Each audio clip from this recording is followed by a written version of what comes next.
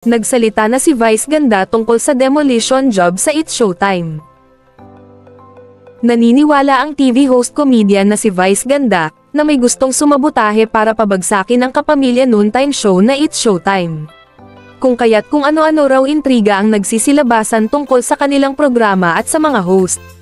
Sa ginanap na press conference ng It's Showtime hosts nitong Biyernes, October 11, 2024, para sa papalapit na selebrasyon ng kanilang ika-15 anibersaryo, nausisa sila sa mga kumakalat na espekulasyon tungkol sa kanilang mga host at programa.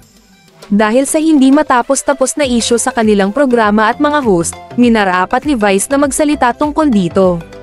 Ayon sa It's Showtime host, malakas ang pakiramdam niyang gawa-gawa ng trolls ang mga isyu sa kanila, para sila ay suran at unti-unting pabagsakin. Saad niya, "Well, there really is a demolition job against It's Showtime.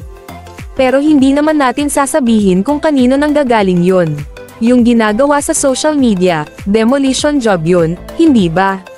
Yung mga trolls, demolition job yun, meron silang masamang intensyon at balak kaya demolition job yun. Maaaring kami ay may kakayahan o nasa isang posisyon na gustong maranasan at makuha din ng iba. At para makuha nila yun, kailangan nilang subukan yung ganong ruta.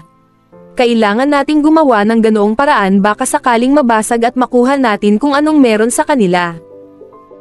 Dagdag pa ni Vice, "We just have to deal with it and we just have to keep on going." Malaking bagay rin daw na sa lahat ng oras, ay magkakasama silang hosts na lumalaban at inaalalayan ang bawat isa. Pahayag ni Vice, "Kaming lahat, sa dami ng pinagdaanan namin, I believe that our team is strong enough to be able to battle all these negativities, all these challenges and threats together. It will be hard kung hindi kami magkakasama. Kaya yun ang lagi naming pinananatili at tinatawid.